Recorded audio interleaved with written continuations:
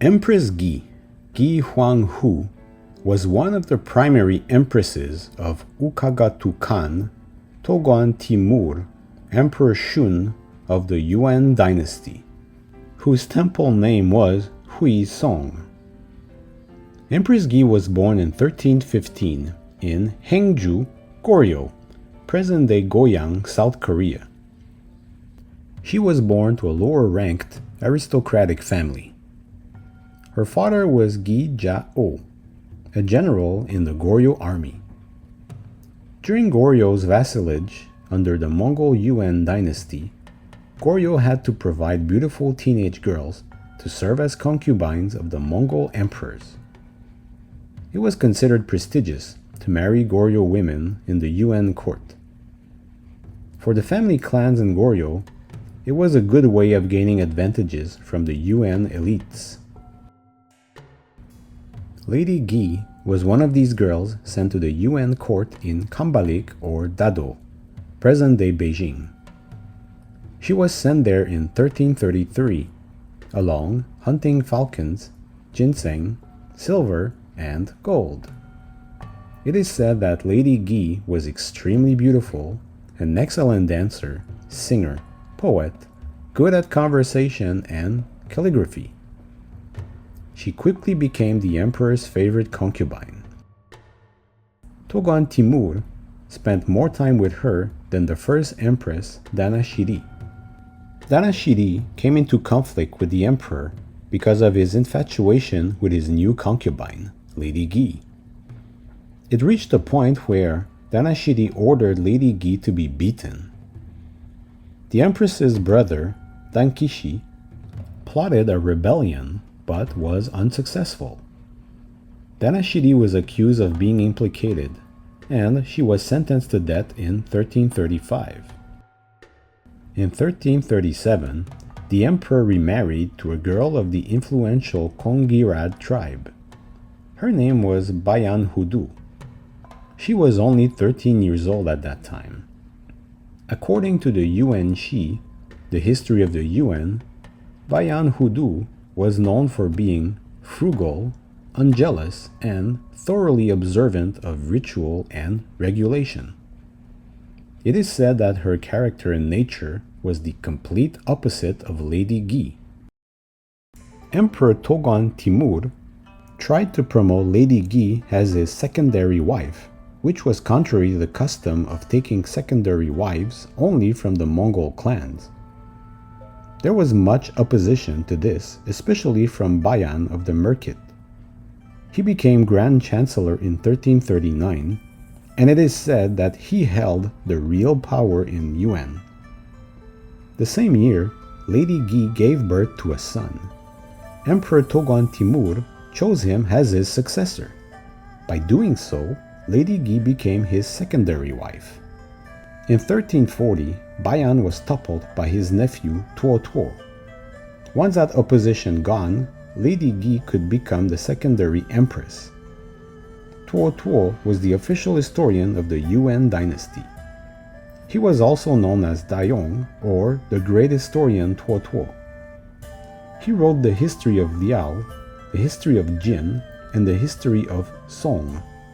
He was also the brother of Empress Bayan Hudu. Emperor Toghon Temur lost interest in governing as the years went on. That's when Lady Gi increasingly took important decisions. She appointed her brother Gichol as commander of the Mongol Eastern Field headquarters.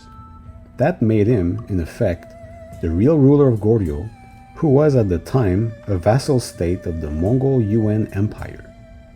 Her son, Ayushiri Dara, was designated crown prince in 1353. She achieved this with the help of her eunuch, Bak Bulhwa. He was a Korean eunuch, the first foreign eunuch in Chinese history. He was born into the Haengju Pak clan during the reigns of King Chungsuk and Chunghe. He quickly ascended to various posts in the Yuan Empire. A year later, in 1354, Tuo was banished when Lady Gi falsely accused him of corruption. 2 years later, he was assassinated while in exile. Tuo was against making Ayushiri Dara the crown prince. There was mounting troubles in the Yuan Empire. Starting in 1351, the Red Turban Rebellion grew. One such rebel was Zhou Zhongba, who would later found the Ming Dynasty. Anti-Yuan rebels were gaining territory. Warlords were controlling parts of China. The Yuan Empire was losing its grip on China as internal fighting was intensifying. Lady Gi became convinced that the empire needed a strong ruler, and who better than her son to lead the nation? Bak Bulhwa campaigned, along Empress Gi, to force the emperor to pass the throne to her son. But that failed, and the emperor heard of this plot and grew apart from Lady Gi, but it didn't last long.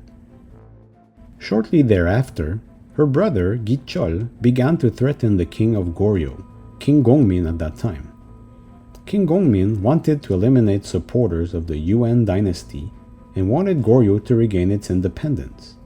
Which is interesting since he grew up in the Yuan court and married a Mongol princess, Queen Noguk. But since Yuan's power was declining, King Gongmin saw this as an opportunity to stabilize his power. It must be said that Lady Gi conferred to her father and brother, who were living in Goryeo, titles that were almost as powerful as King Gongmin himself.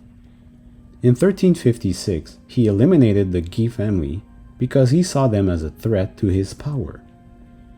Empress Gi selected Tash Timur, Prince Toghon, as the new king of Goryeo. Prince Toghon was the son of Chungsan of Goryeo. She sent troops to Goryeo, but they were defeated while attempting to cross the Yalu River. In 1364, Bolod Timur seized the capital Dado, or Kambalik, present-day Beijing. Lady Gi's son Ayushiri Dara fled to妥懽Temur, a Yuan general. Bak Bulhwa was killed by Bolad Timur, who was Bayan Hudu's father. A year later, in 1365, first Empress Bayan Hudu died. It is reported that Lady Gi, on the first Empress's deathbed, laughed out loud at Bayan Hudu's tattered plain clothing. Following this event, Lady Gi became first Empress. That same year,妥懽Temur retook the capital from Bolod Timur. But it was little too late, as in 1368, the Ming took the capital and Toghon Temur had to flee with his family to Shangdu, aka Xanadu. A year later, Shangdu fell and he retreated to Yingchang in present-day Inner Mongolia. Toghon Temur died in 1370. His son, Ayushiri Dara, succeeded him as Bilingtu Khan, or Emperor Shaozong of Northern Yuan. He moved to Karakorum shortly afterwards. By that point, the Yuan Dynasty is referred to as the Northern Yuan Dynasty, as they still ruled over northern China and the Mongolian plateau. In 1369 or 1370, Empress Gi went missing. Her son, Bilingtu Khan Ayushiri Dara, died in 1378. Empress Gi's history was written by men who defeated her. In Joseon, she was labeled a traitor. In the Ming Dynasty, she was seen as a corrupting influence. Obviously, these written sources had to legitimize the new dynasties. Traditional Korean and Chinese societies were patriarchal and patrilineal. Mongol society as well, but with one important difference. Women could and did exercise authority. This wasn't well seen in Korea and China at the time. This helped in depicting her in a rather negative way. It is said that Empress Gi liked to read history books, which shows her ambition and will to learn from history in order to guide her in the present, when her husband became uninterested in actually running the empire. Empress Gi is said to have contributed to the construction of bridges, alms to the poor, and relief for the populace, after the many disasters that hit the empire. She also helped to spread, although briefly, some elements of the Goryeo court in the Yuan court. Fashion, hairstyles, and cuisine were some of these elements who were brought by the many Goryeo court ladies and eunuchs that surrounded her. All in all, Lady Gi was a woman with power in a world absolutely controlled by men. Was she a traitor like Joseon historians depicted her? Did she corrupt those around her like Ming historians say? We'll likely never know. But one thing is sure, for almost 3 decades, Lady Gi was the most powerful woman in Asia. Thank you for watching. Stay tuned for more Korean history videos.